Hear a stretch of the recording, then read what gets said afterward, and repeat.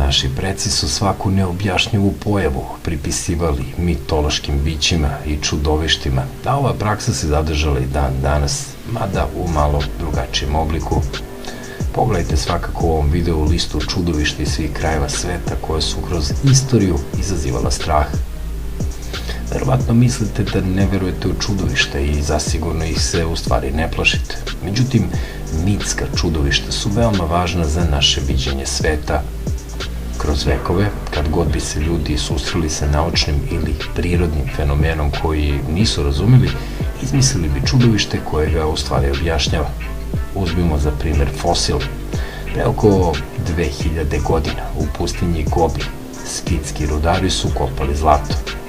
Naišli su u tom periodu na skelet čiji su kljun, kandže i široke lopatične kosti provirivali iz peska. Nisu mogli ni da zamisle stvorenje kome su pripadali ovi ostaci, pa su izmislili jedno baš takvo, i to grifina. Ovaj, pola orao, pola lav, bio je žestoki čuvar skrivenog zlata.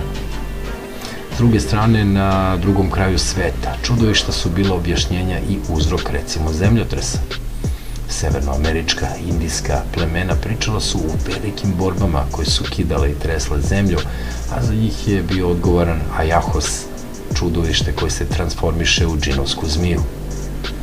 Mesta koje se pominju u pričama veoma precizno prate Seattle Raset, koji je izuzetno trušno područje u Severnoj Americi.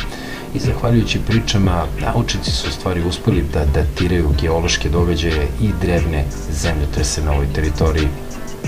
U Japanu se zemljotresi recimo pripisuju džinovskom somu po imenu Namazu, koji svakim svojim pokretom bukvalno zatrese zemlju.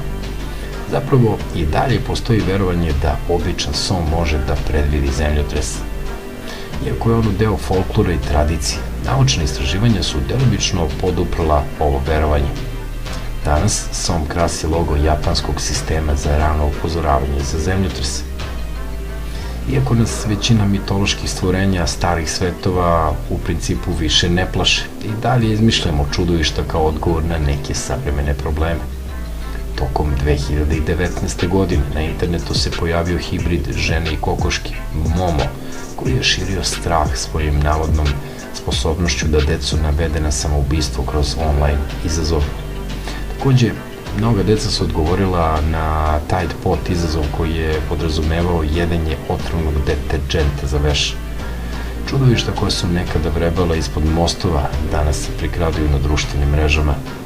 Dokle god budemo ispitivali granice poznatog sveta, proganjaće nas i razna čudovišta. Da li su one samo mit ili možda nešto više od toga, i dalje se pouzdano ne zna.